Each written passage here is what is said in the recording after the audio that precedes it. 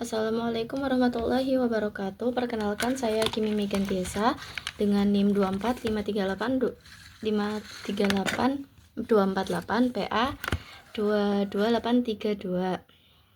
Di sini saya akan menjelaskan tentang kuis kalkulus yang tadi. Dari nomor pertama soalnya itu adalah determine the following limits if exist. Kita harus mencari nilai limit jika ada. Yang A adalah limit x mendekati 1 mutlak x kuadrat min x plus mutlak 1 min x per x akar x min 1. Ini nilai limit ini jika dimasukkan langsung maka nilainya akan 0 per 0.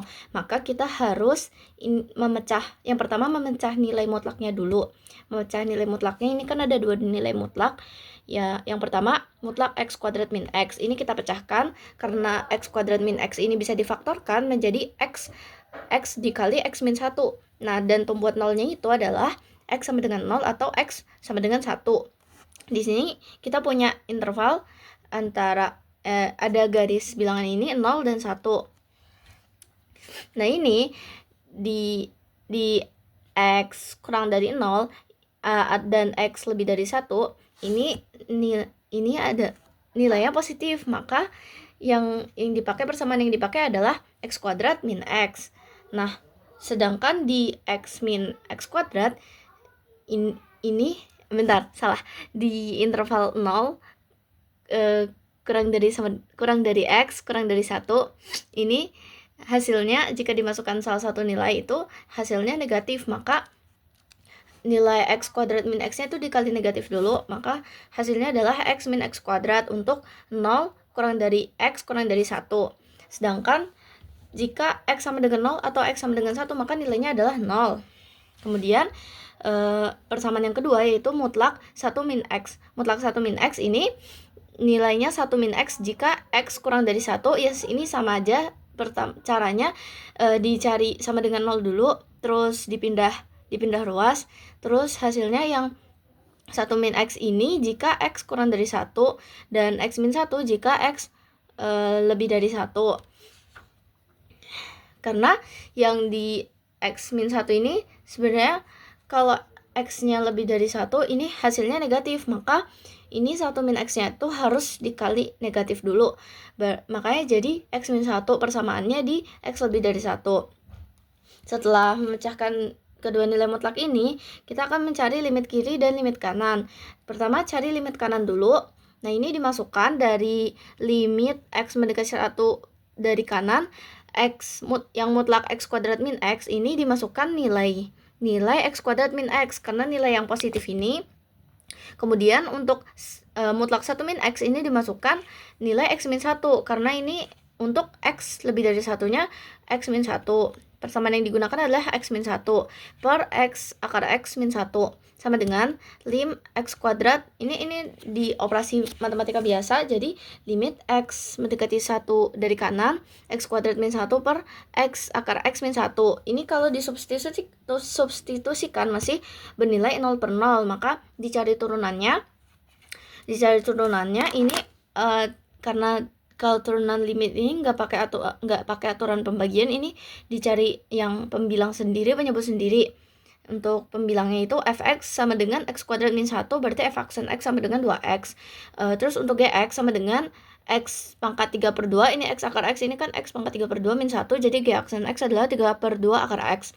Dan ini turunannya jadi limit x mendekati 1 dari kanan, 2x per 3 per 2 akar x sama dengan, ini dimasukin nilainya langsung, dimasukin nilai 1, 2 kali 1 per 3 per 2 kali 1 sama dengan 4 per 3. Nah, karena itu ini udah ketemu yang dari kanan, sekarang yang dari kiri.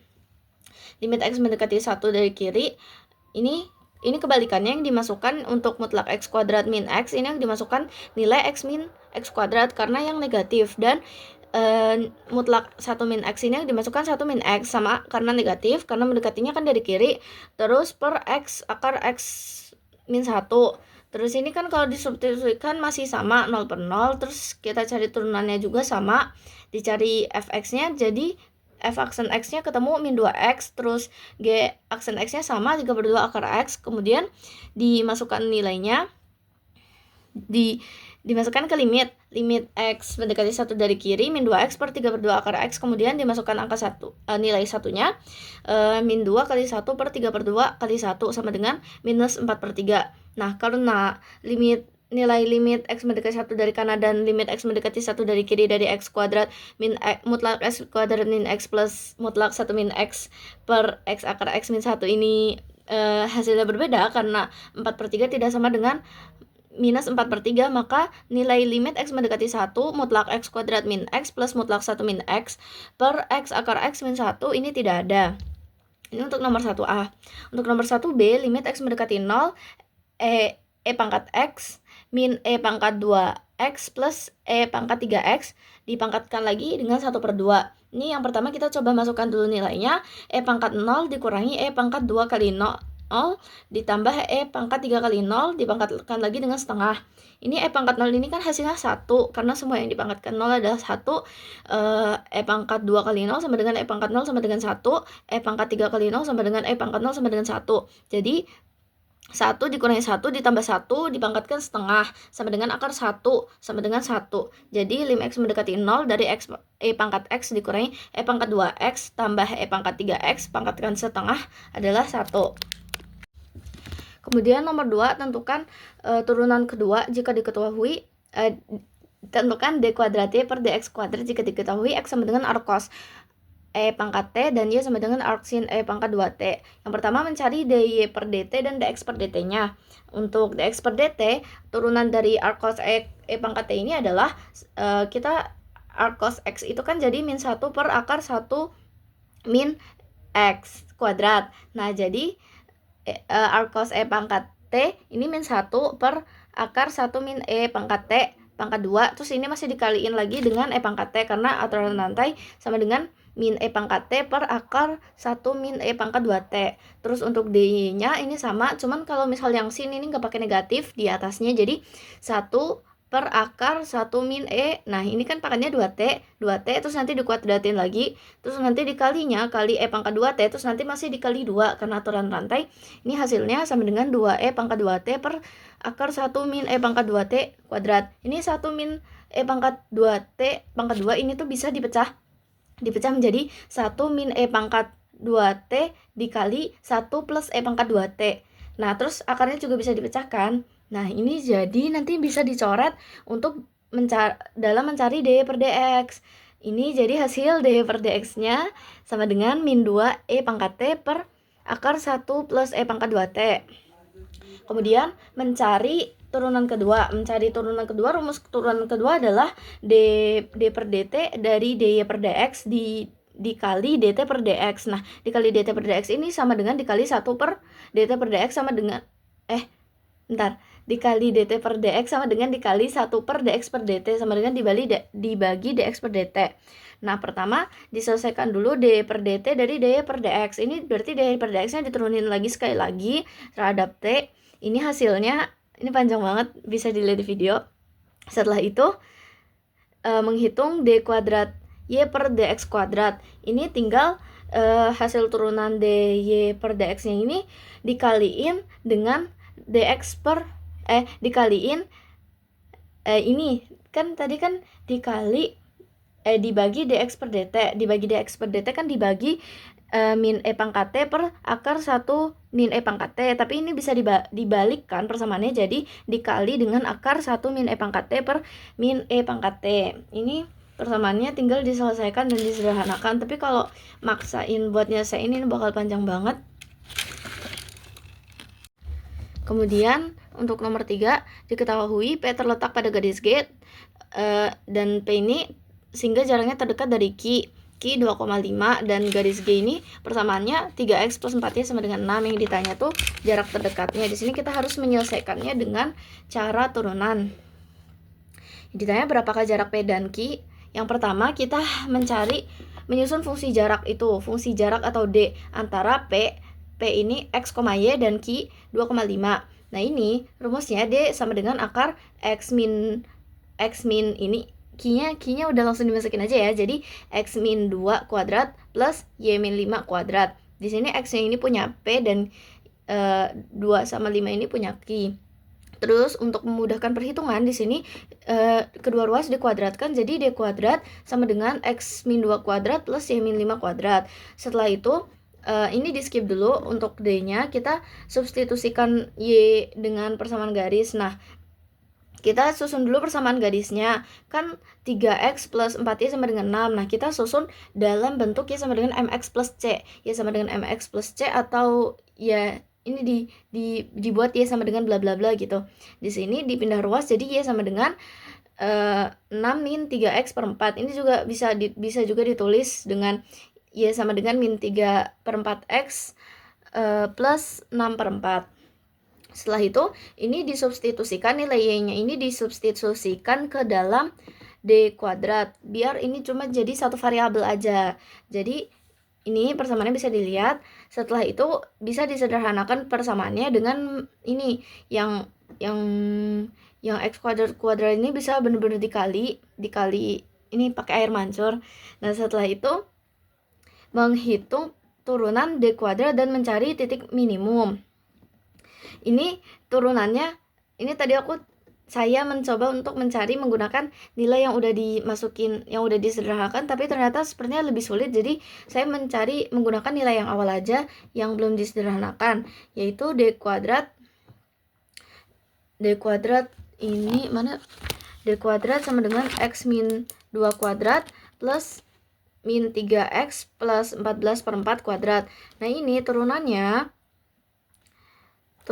ini jadi 2x min 2 plus 2 kali min 14 min 3x per 4 kali min 3 per 4. Ini diturunin biasa pakai aturan rantai sama aturan pembagian.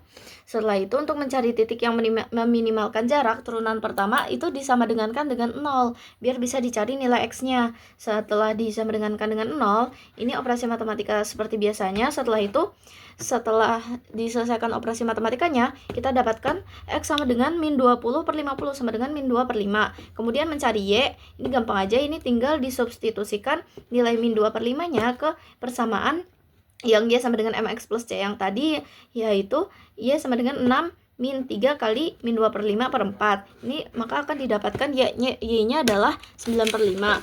Kemudian kita kembali ke persamaan awal tadi, karena X dan Y untuk P ini udah didapat, maka kita bisa menghitung jaraknya. Ini pakai persamaan yang awal yang ada akarnya, yaitu D sama dengan akar X min 2 kuadrat plus Y min 5 kuadrat. Nah, ini kita bisa substitusikan min 2 per 5 dan 9 per 5-nya ke X dan Y. Jadi D sama dengan akar min 2 per 5 min 2 kuadrat plus 9 per 5 min 5 kuadrat. Nah, ini menggunakan operasi matematika biasa, dikuadratkan lalu dicari akarnya, dan ini didapatkan D sama dengan akar 16 sama dengan 4.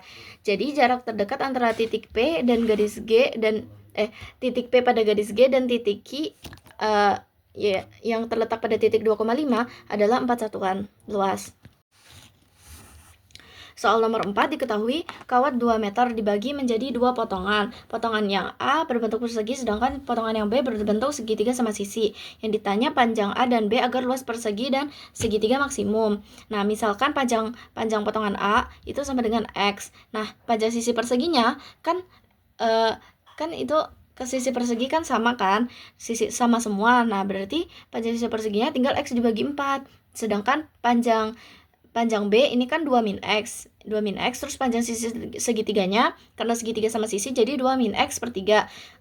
Kemudian kita bisa cari tingginya, ini bisa menggunakan Pitagoras, ini didapatkan 3 per 2 kali 2 min X per 3.